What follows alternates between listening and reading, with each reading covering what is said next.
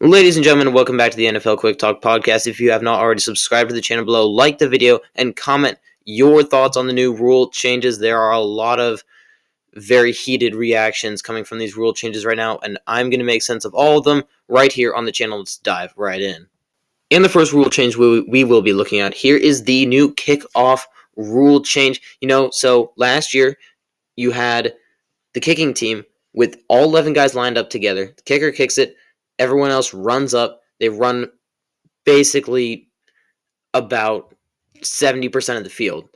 And this year, you axe that. You just put the kicker back there, kick from his own 35, and you just have everyone line up on the opposing 40.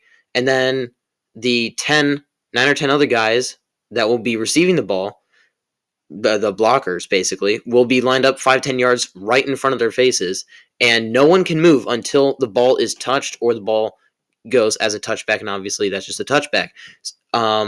So a touchback will occur at the 20-yard line if the ball touches the ground or player in the landing zone, then rolls beyond the goal line and down in the end zone. Then basically like a 10-yard penalty, a touchback will occur if the ball goes out of bounds, strikes the goalpost, or basically lands anywhere in the touchdown area. So really what the NFL is doing here is that they are bringing back kick returns. Kick returns were non-existent for a very long time. More returns, less touchbacks. That's the key takeaway from this. It will look confusing. I guarantee you it will look confusing when you first see it in week 1 or in the preseason if you watch preseason, which, yeesh. But more returns, less touchbacks, and this is better for football. There have been far too many touchbacks in the last decade. Touchbacks, it's just the worst. It's just the worst part of football, touchbacks, in my opinion. And I think this will be better for football. The only other rule is that you can't really have fake or sneaky onside kicks. Onside kicks only in the fourth quarter, and you have to delegate that, basically. And I think that having that as the offset is justified. I don't like it, but obviously we don't live in a perfect world. So for this new kickoff rule, I think that it's appropriate. Now we move on to the hip drop tackle ban.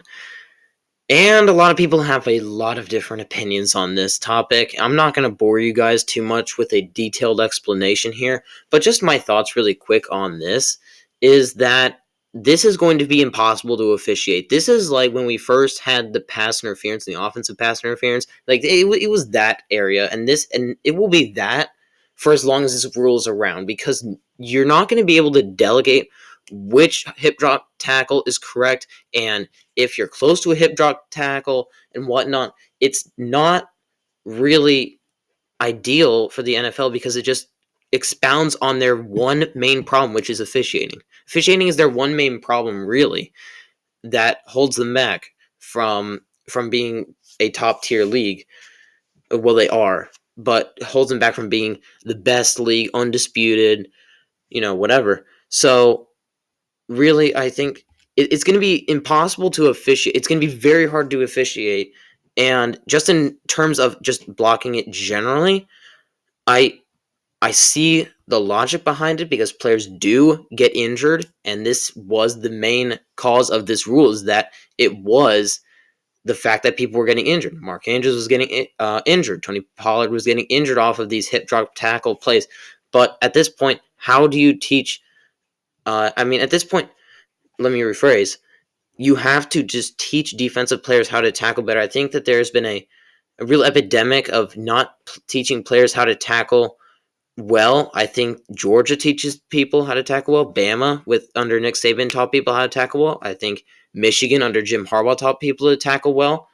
I think a couple other schools do, but really, there's not a whole lot of schools that are teaching people to tackle well, in my opinion. Because that's just how it looks. Because you don't see good form tackles in the NFL really a lot. You do sometimes. I'm not saying that you never see a good form tackle, but it's really hard to watch the NFL sometimes, and watching a corner just try and tackle even a wide receiver. Watch a corner try and tackle Brandon Ayuk.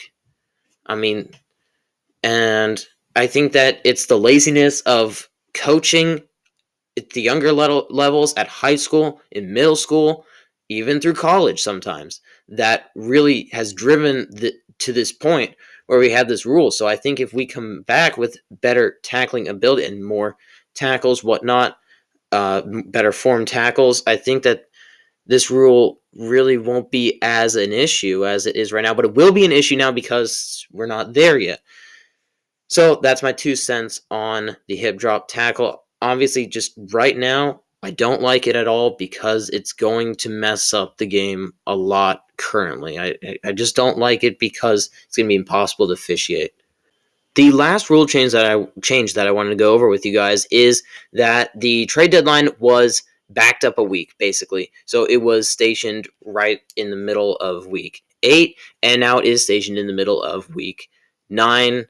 And I think that this is pretty good. There's not a lot of definitive things that could make this bad or good, but likewise, I mean, it is a rule change and it's one of the top rule changes, so obviously not more important than hip drop, tackle, and kickoff, but I mean it's there, and I I think it's just a good because it has nothing wrong about it. So anyway, thank you guys so much for watching. Subscribe to the channel. Watch my other videos out. I have some free agency grades out for y'all. Some couple team specific videos out for y'all. Subscribe to the channel. Just hit 100. So let's just keep going. Let's double that. Let's get up to 200, and let's just keep going. We can really do some great things here on the channel, and I have a ton of content planned for these next couple days. I have a 3-round mock draft coming y'all's way, mock draft 3.0 coming at y'all, very close to the draft time, and I'm working on that right now, and expect that out sooner rather than later. So thank you guys so much for watching, and I'll see you in the next one.